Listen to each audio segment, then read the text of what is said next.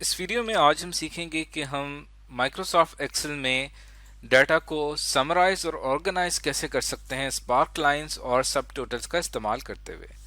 Spark lines दरअसल data summary के लिए इस्तेमाल होती है। ये क्यों इस्तेमाल होती है कि हमारे पास कुछ ऐसी ग्राफिकल लाइंस होती हैं जिसको देख के तमाम कॉलम्स का जितना भी डाटा होता है उसको आसानी के साथ एनालाइज किया जा सकता है।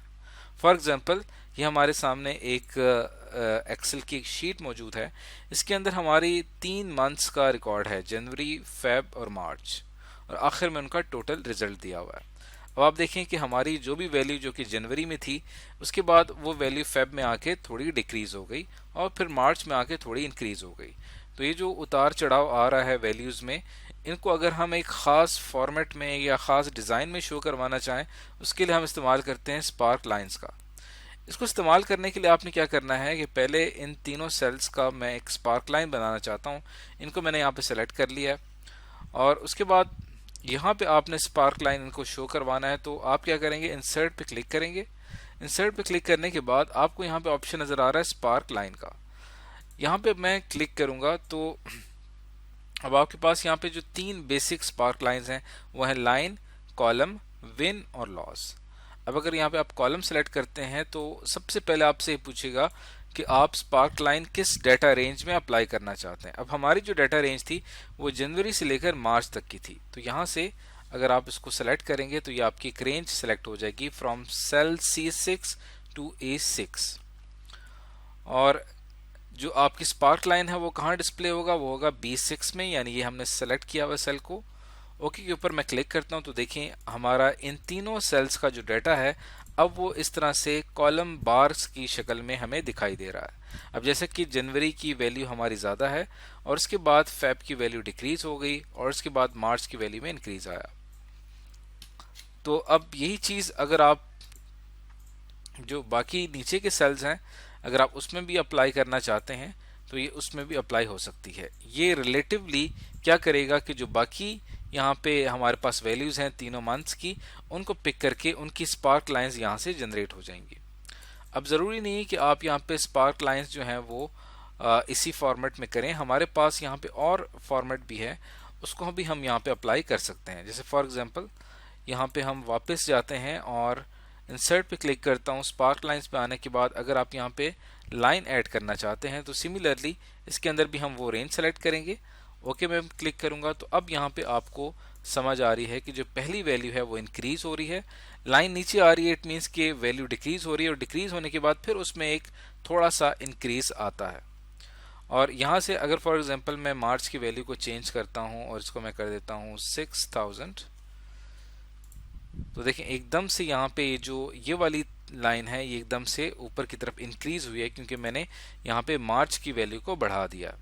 और इस तरह अगर मैं फेब की वैल्यू को यहाँ से चेंज करता हूँ और आप इसको कर देते हैं 7000, तो देखें एकदम से फेब की वैल्यू को उसने हाईएस्ट कंसिडर किया है और जो आपके पास उसके बाद जो सेकंड हाईएस्ट वैल्यू है वो आपको फेब की शो हो रही है और लास्ट जो वैल्यू आपको शो हो रही है वो मार्च की यहाँ पे शो हो रही है। और इसको आप अप्लाई करना चाहें तो बाकी इसके अंदर भी आप इसको अप्लाई कर सकते हैं।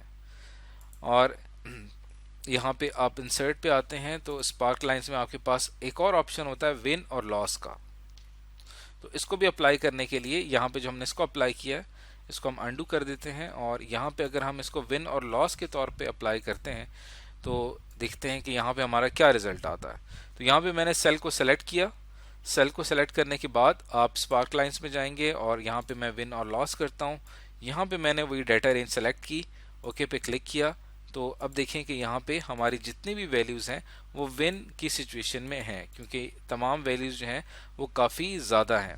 अगर कोई वैल्यू बहुत ज़्यादा लो हो जाएगी, बहुत ज़्यादा डिक्रीज हो जाएगी तो उसको फिर एक्सेल लॉस की शक्ल में शो करेगा।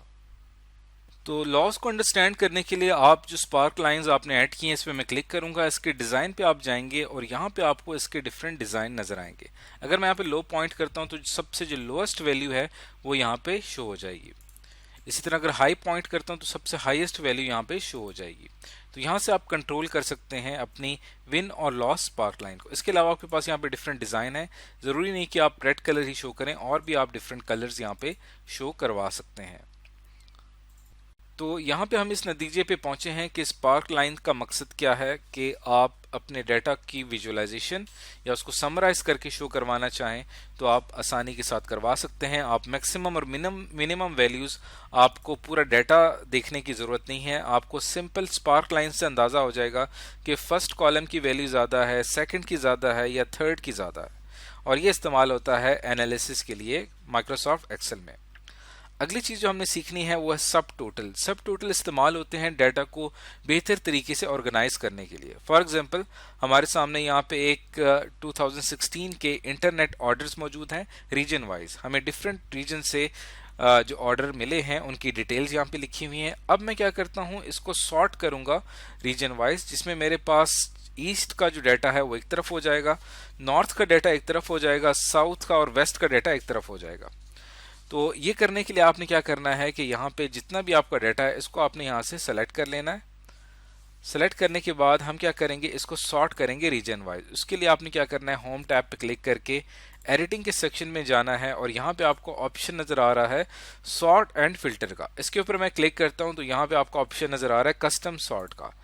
अब आपने क्या करना है कि आप इसको सॉर्ट करना चाहते हैं रीजन वाइज, तो यहाँ से आप सॉर्ट बाय में आके रीजन को सेलेक्ट करेंगे और आप सॉर्ट क्या करने जा रहे हैं, पूरे रीजन की वैल्यूज। और ऑर्डर किस बुनियाद पे करना है आपने, A to Z हम कर लेते हैं। इसका मतलब कि ईस्ट की वैल्यूज पहले सेलेक्ट होंगी और उसके बाद उसी हिसाब से अल्फाबेटिकली रीजन जो है वो डिवाइड हो जाएगा। ओके, मैं क्लिक करता हूँ तो देखिए मेरा सारा डाटा जो ईस्ट का है वो आपको एक साथ नजर आ रहा है, उसके बाद मिड वेस्ट का, और उसके बाद नॉर्थ, साउथ और वेस्ट। तो अब हमने अपने पूरे डाटा को जो है वो इस तरह से सॉर्ट कर लिया है। इसको सॉर्ट करने के बाद अब हम क्या कर सकते हैं कि स्पेसिफिक किसी एक खास रीजन पे फार्मूला अप्लाई कर सकते हैं।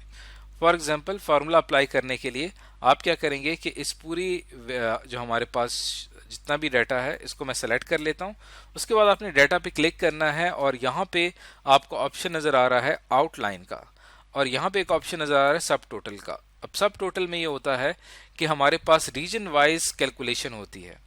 रीजन वाइज यानी कि जो खास हमने एक रीजन सेलेक्ट किया हुआ है उसके हिसाब से मैं यहाँ पे रीजन सेलेक्ट करूंगा। अब आप वहाँ पे कौन सा फार्मूला अप्लाई करना चाहते हैं, फॉर एग्जांपल आप सम करना चाहते हैं। अब सम आपने करना क्या है, आपने जितनी अमाउंट ऑर्डर हुई है उस एरिया के अंदर वो आप यहाँ पे उसका सम हमने फाइंड करना है। तो हमने यहाँ से कॉलम डिसाइड करना होता है कि किस कॉलम के ऊपर हम फार्मूला अप्लाई करने जा रहे हैं। उसके बाद ओके के ऊपर मैं क्लिक करूंगा। तो जैसे ही मैंने यहाँ पे ओके पे क्लिक किया तो यहाँ पे आप देख सकते हैं कि ईस्ट का जो रीजन था उसका यहाँ पे अलहदा से टोटल कैलकुलेट हुआ और ये इसका सब टोटल है। इसी तरह जो आपके पास मिड वेस्ट रीजन था, ये मिड वेस्ट रीजन ये यहाँ से सेपरेट हुआ और इसकी जो टोटल हमारे पास अमाउंट थी, ऑर्डर अमाउंट, वो यहाँ पे कैलकुलेट होके आ गई। इसी तरह बाकी नॉर्थ का भी टोटल कैलकुलेट हुआ है, साउथ का भी हुआ है और वेस्ट का भी टोटल कैलकुलेट हुआ है, और आखिर में हमारे पास ग्रैंड टोटल मौजूद है।